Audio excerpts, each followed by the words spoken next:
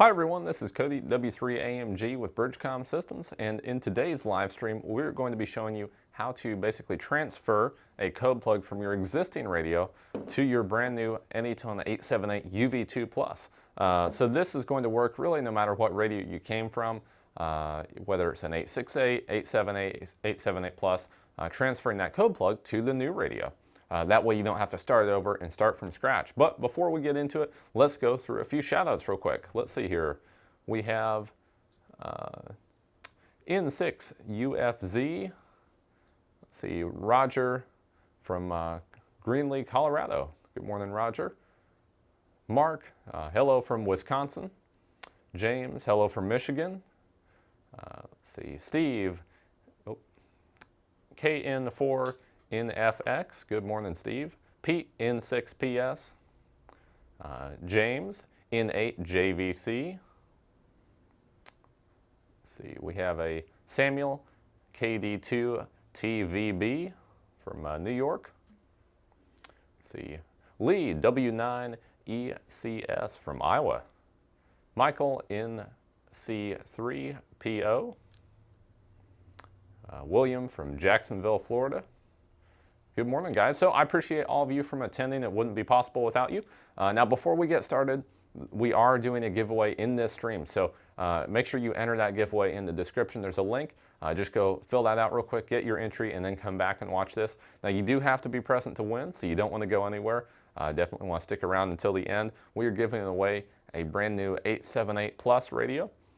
So you have a chance to win that today. Now, if you don't win that, you still have the opportunity to enter our Uncle Sam's Big Ham giveaway. That giveaway is going on until, I believe, about 11 more days, and there's over $2,500 worth of awesome amateur radio equipment, so make sure you take part in that, have a chance to win that. So let's go ahead and get started. So first things first, we have to figure out what versions of radios we have. So to do that, you just go to Menu on your radio, and let's see, you go up to Settings. So I'm going to do this from the radio I'm taking the code plug from, and then go to Device Info, scroll down, and perfect. I can see this is an older one. I'm on version 1.19. So what that means is I need to install that CPS on my computer. So we'll back out of here real quick and jump into the computer.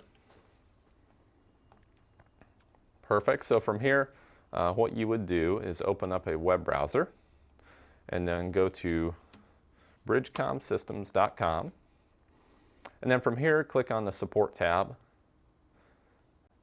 and then scroll down until you find your, basically navigate to your radio. In this case it's an 878 Plus.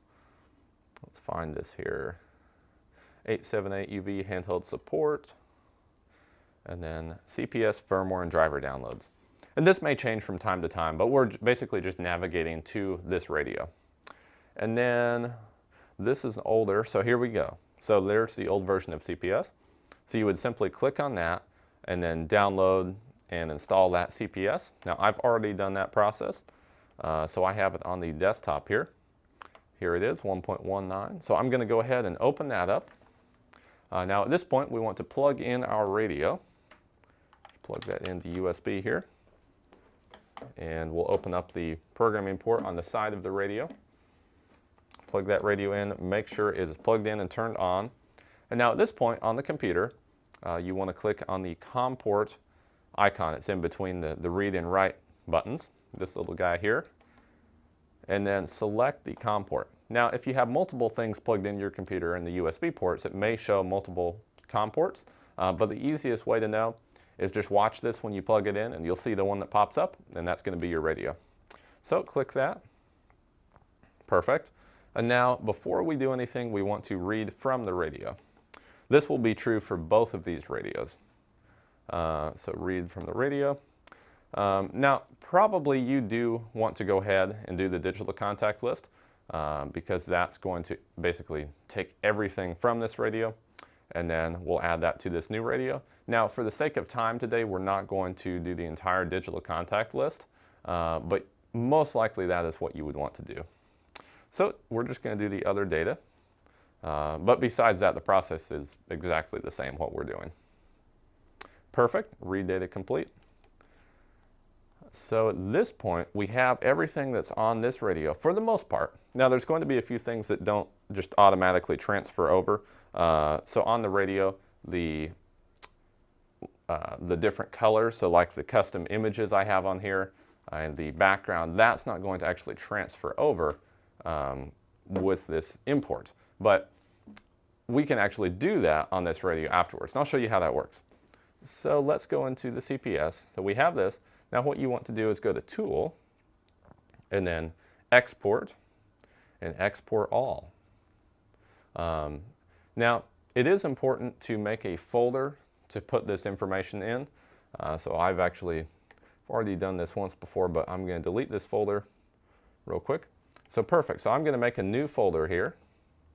And the reason we want to make a folder is because you could put this on your desktop, for example, but there's going to be a lot of files and it'll really make a mess. So I would make a folder just for this export. So let's call this 878 plus 1.19. That way we know what it is. Perfect, there we go. And we'll open that and then save the file here, and then we can call it the same thing. Perfect, and that's going to save it as an LST file. And then go ahead and click Save. And there we go, it's complete. Now at this point, we can continue with the process, but if you had a really old version of CPS, you may have to take some more steps at this point. And let me show you what I mean. So we should be good to get out of here. I'm just going to minimize this. So now in this folder that we've just created, you can see there's all these different files. Now here's something to remember.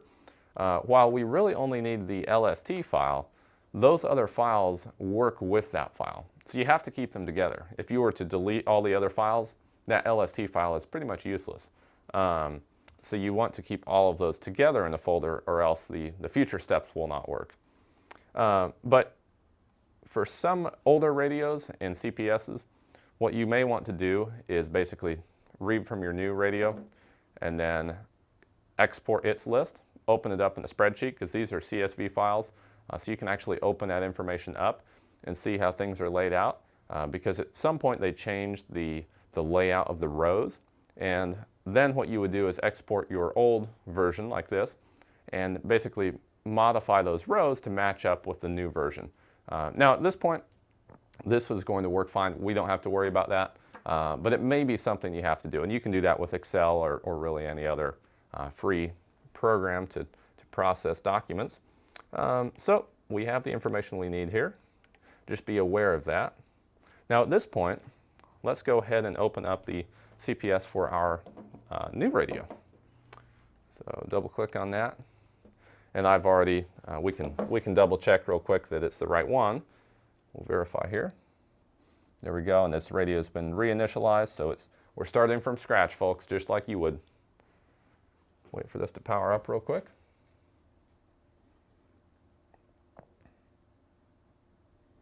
Perfect, so then just click on Menu, and we'll go down to Settings,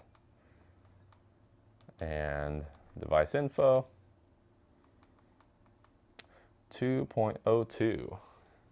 Perfect, we've got 2.02 in, so we're running the same version of CPS, so this is going to work well. Now I can unplug this radio, and I'm going to plug in the new radio. So from here, what we want to do before we do anything else, now I've made this mistake many times. I've started to program everything in here and then get all finished right to the radio, and it gives me a band error. Now that's because I didn't read from the radio first. So it is vital that you actually do the read from radio first before you start programming. So to do that, just click on the COM port. There we go, we can see the radio in there. And then click on the read from radio button. It's right beside the COM port button, to the left of it. And then click OK. And obviously if you were doing the digital contact list, you would check that box, but it does take a while, so we're just going to do the other data today. Perfect, there we go. So read data completed. There we go. So now everything that came on this radio is in the CPS. Now at this point, what we can do is start importing everything into this that we just exported from this radio. So to do that, you want to go to Tool, and then Import.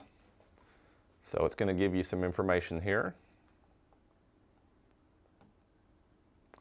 Perfect, there we go. So you want to import from File List, and then we'll go to our desktop, and then click on that folder we created, and the LST file.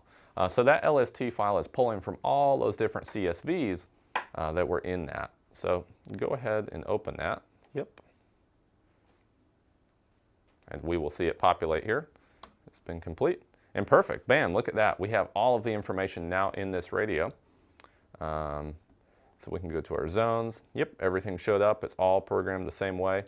We can see our Skybridge information, our 50 states, our NOAA weather frequencies, and then my railroad frequencies are in there too. Awesome. So at this point, we could import this and it would be very similar to this radio. But if we want to actually change everything to really match this radio, we have to go a little bit further. So I have some custom backgrounds on here, so I'm going to go ahead and change them as well. And then some of these settings, basically all the optional settings, there's no way, at least at the moment that we've found, to export and re-import the optional settings. You just have to make those changes again on your new radio, and it's not a big deal to do. So I know a few of them that I want to change, so click on optional settings. I'm going to go to work mode, and I always change the display mode to channel. Makes everything a lot easier. I personally don't like the sub-channel mode, so I'm going to turn that off. You know, just customize your settings to the way you like it. Let me see here. And then the display, power on.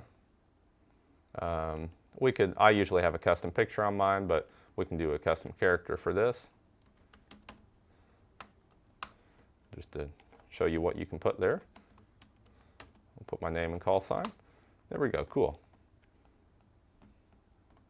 Say OK, so we've got some changes made there. That'll make it a lot easier to use. Now at this point, I do also want to add the image.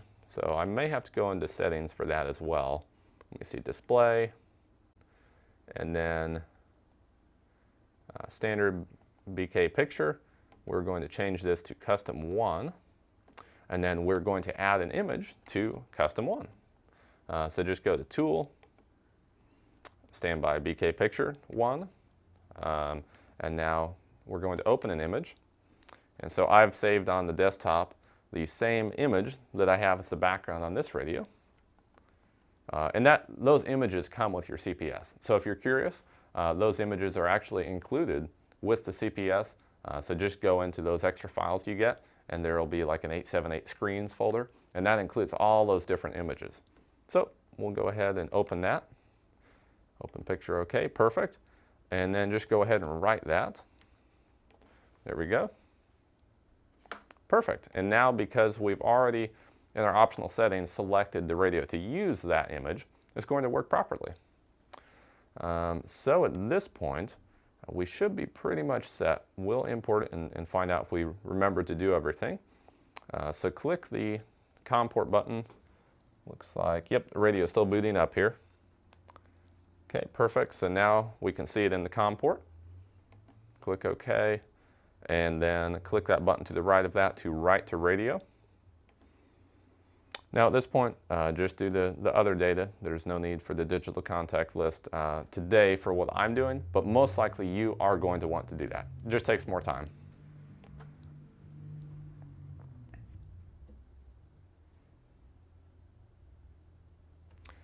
Perfect, there we go. So we should be in good shape. We'll see if the custom characters we put on there show up for the startup. Booting.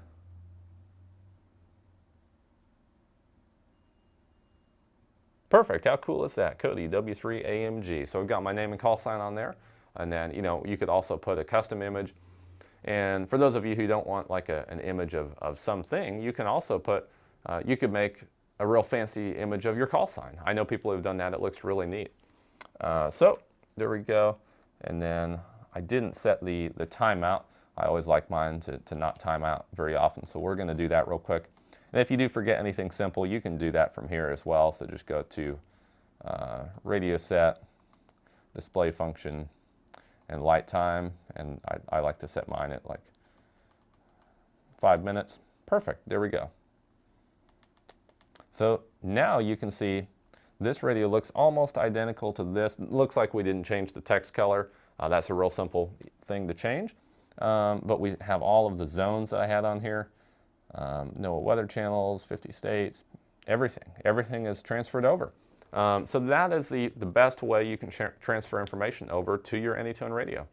Now, if you have a code plug that's not for an AnyTone radio, or you have a list of channels, like for example, the railroad frequencies, I want to monitor some of them. And so I just went out on radio reference and found the frequencies. And then what I did is took that list, plopped it into an Excel sheet, and then customized it to match what the AnyTone, I exported the AnyTone's list and then added that information in there in the same format it wanted, and then you can import it into your radio.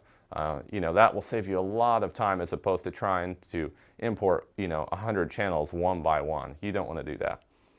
So there we go, perfect. Let's see what else. Let's try it out real quick. See if we can hit the parrot. I do have a SkyBridge turned on in the shop here, so let's see if we can hear it. I'm going to turn this radio off real quick. Let's see.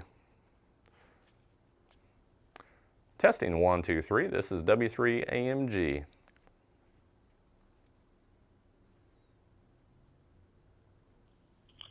Testing 1, 2, 3. This is W3AMG. Perfect. There we go. Sweet. So it is working.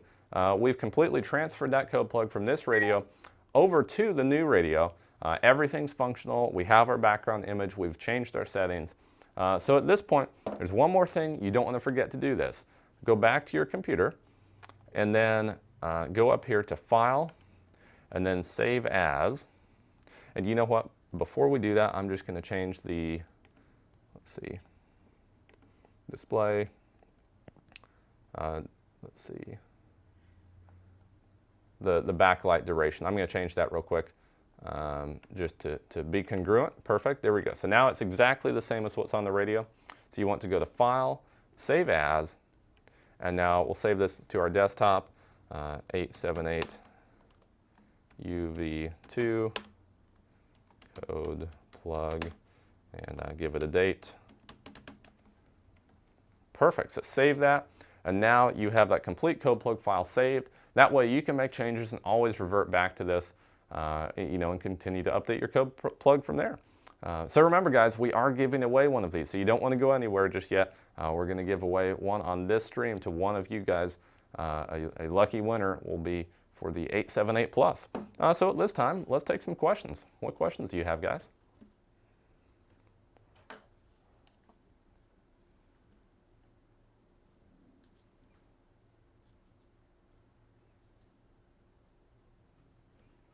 See, do we have any questions? And you guys can do this with almost any radio.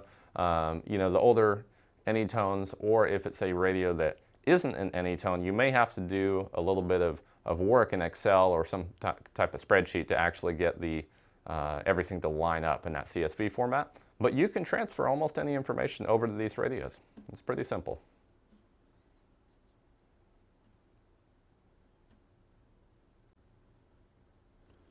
All right, first question, what is the current version? What is the current version? So the current version for the new radio, 878 UV2 Plus, I believe is the one we have here, the 2.02 in, but I don't know that for a fact. They may have snuck another one out. I don't think they have, though. We can check real quick. Let's see. So if we go to, I go past it, UV2, perfect. For more driver downloads. Yep, the current version is 2.02. That's the one we're using.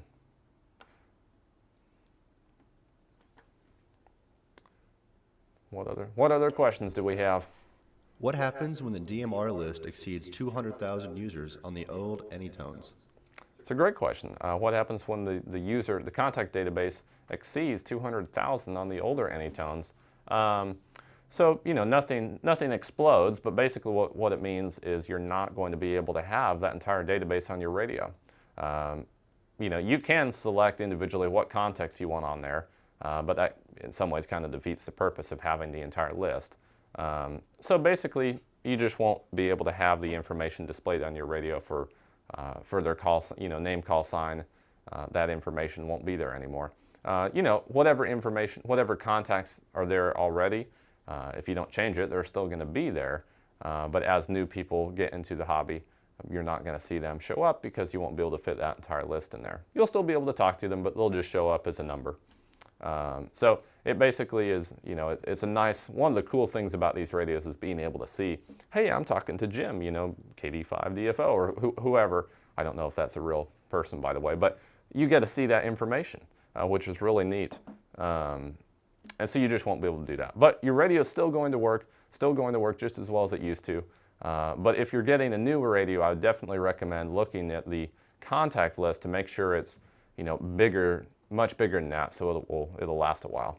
I know the 878UV2 Plus, it's got 500,000 digital contacts, so we're going to be set for years to come on this. What is the frequency range capability of the 878? Great question. What's the frequency range capability? So these radios, they will come basically locked to the amateur bands in terms of what you can transmit on. Now, if you're a commercial user, we have commercial versions as well. So just pick one of them up and they will work for the entire frequency range. That range is 136 to 174 on VHF, and I believe 400 to 480 on UHF. Now, you can receive on all of that frequency range with the amateur versions, the normal ones, but you can't transmit. Now, the commercial version, you'll be able to use those frequencies. Obviously, make sure you're properly licensed for that, but you will lose the VFO. So you basically won't be able to punch in frequencies on the fly. That's just how Part 90 radios work. Is there anything special to do with the code plug? Anything special to do with the code plug? I guess I don't entirely understand the question, but not really. The code plug can be as complex or as simple as you want it to be. If you have, you can do the same process with a friend's code plug. If they send you a code plug, you'll probably import it the same way into your radio. But the code plug is just like any other code plug. What is the programming software? So the CPS, or that customer programming software, is made specifically for these radios, so it's real easy to use and it works well with them. And you can, if you don't have that, you can download that from our website. It'll work on, if you have a Windows-based computer, it will work great for you. Is there an easy way to build a code plug from radio reference? That's a good question. If there's an easy way to build a code plug from radio reference. So I'm not really familiar with what radio reference has in terms of their code plugs. They may have some information there. I know we actually offer a super code plug. So if you have a SkyBridge or even a local repeater, you can make some changes and make it work with that. But especially if you use a hotspot, the super code plug works great. It comes with all the 50 states, all the international talk groups, everything like that to get you up on the air talking to people around the world. And it's pretty affordable for what it is. Now, if you are wanting to use a local repeater, we also have a database on our website of user-submitted code plugs. So code plugs that people have submitted, and those are completely free to download. So you can try some of them out. Someone may have already made one for your area. It's kind of a way to share and help out the community. Obviously, those are up to you to determine if they're use at your own risk. But most people are good about putting up good stuff up there. So take advantage of that. Any word on when Mac software will be available? So that's a great question. Mac software, nothing at the moment. Unfortunately, most of the radios out there pretty much have Windows-based softwares. I use Apple computers too occasionally, and I would love to see that. But at the moment, what I do, I've just bought myself a cheap Windows computer for programming radios, and do most of the stuff on the Mac, and then use my Windows computer for programming radios. I do know some people who have used like Parallels or even Boot Camp, because Boot Camp comes with a Mac, and installed Windows on it. So you don't have to go and get a different computer. There is a way to do it, but most likely it's easier just to buy a cheap Windows computer. What is the cost of the handheld? What is the cost? Yeah, so currently the 878UV2 Plus, the latest and greatest one, and this is the one you'd want, is $299. And that doesn't just include the radio, that also includes access to Bridgecom University. So you will have a series of videos, like over 100 videos, that will show you how to install a CPS, how to import talk groups, how to program all the settings to make it personal for you. All this information, how to use the radio with a hotspot, is in that course, and we just throw that in for free with the radio, because we know you guys need the information more than anyone, and that's what we'll do for you. And if you have more questions about the radio or would like to go ahead and get one, give us a call, 816-532-8451, and press 2, and we'd be more than happy to help you, guide you through the process, or just answer your questions. We've got some licensed amateur radio operators standing by. Can you do code plugs on the 578? So absolutely, the 578 is very similar to this radio. In fact, if you couldn't see it, it would almost feel the same. But the code plugs, the same process could apply for transferring a code plug from a 578 to this radio. Same thing we did today. You would just, this radio, imagine it's a 578. You'd do all the export like we did, and then you'd import that same thing onto this radio. It works the same way. So yep, the code plugs are very similar. Just treat it like we did today, the same exact thing. Can you add just some information to a radio, say analog frequencies, to an existing code plug without losing what already exists in the code plug? That is a great question. Absolutely. So if you just want to add a couple frequencies, let me jump into the computer here. What you could do is just scroll down to the bottom of your. Let's see, this can be kind of complicated if you have a lot of frequencies. Finding where, there you go. You would just scroll down here and add, double click and add them one channel at a time. But for example, I want to add 97 frequencies one time. You can see them here, these AAR frequencies. So what I did is basically I took my existing code plug, I went up to Tool, I did an export, went up to Tool, did export, and then I exported the channel list.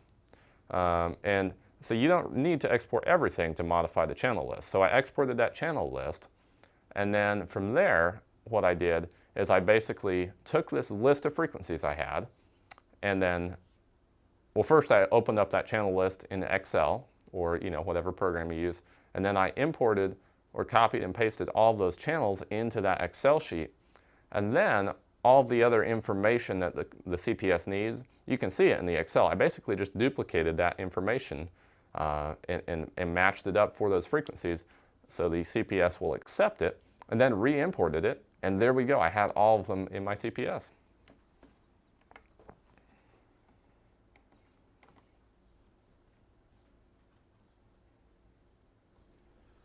Any more questions, guys? When using Excel, do you save the file as .xls or .csv to import? Great question. Absolutely. So you will want to save it as a .csv.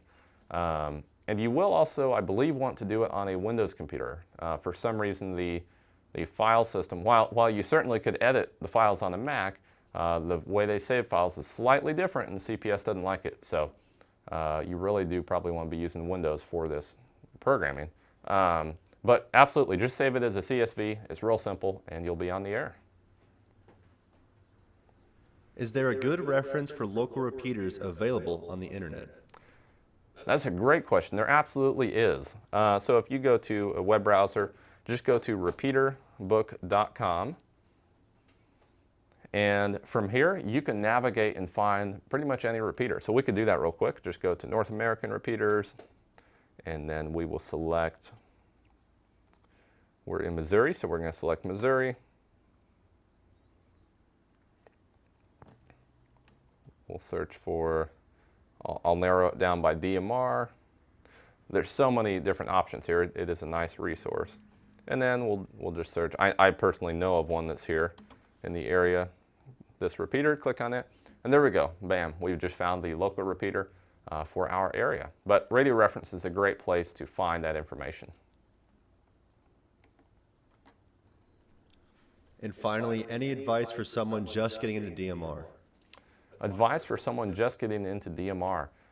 So certainly, know you're not alone. We're here to help you. If you have questions, give us a call. We'll certainly help you with it. Again, 816-532-8451. First step of the process is obviously get yourself a radio, and then you can start learning from there. There's a lot of great resources that come with the radio that teach you how to use it. But if you wanted to basically press the easy button and not have to worry about programming and all these different things that go along with it, a lot of people like to go with a plug-and-play package, which comes with the SkyBridge hotspot and the radio, and everything is all pre-programmed. So you just plug it in and start talking to people around the world. So a couple different options there for you, but just remember, you're not alone. We're here to help you. All right, we have a giveaway winner. Awesome. We have a giveaway winner. Are you guys ready? Don't go anywhere just yet. If this person isn't in the room, we will pick a new winner. So you do have to be present to win this. So they're going to win a brand new AnyTone 878 Plus. Let's see who it is. The winner is Chris Ligler, call sign KB9SZ. Awesome. Are you here, Chris?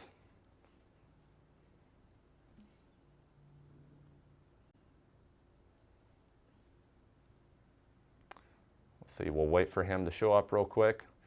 Make sure he's active.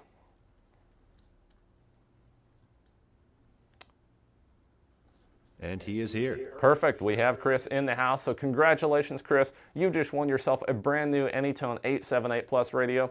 So that's awesome. Congratulations to you. Hope you enjoy it. We'll certainly be there with you for the journey. So thank you all for watching. Couldn't do these live streams without you. Hope you've learned something. If you know anyone who's wanting to learn about DMR, about these radios, just getting into it, send them this way. We're doing a live stream every Wednesday, teaching people more about their radio. So don't forget to enter the Uncle Sam's Big Ham giveaway, and give us a call if you have more questions. 816-532-8451 and press 2. So anyway, thank you all for watching. This is Cody W3AMG. We will see you in the next live stream.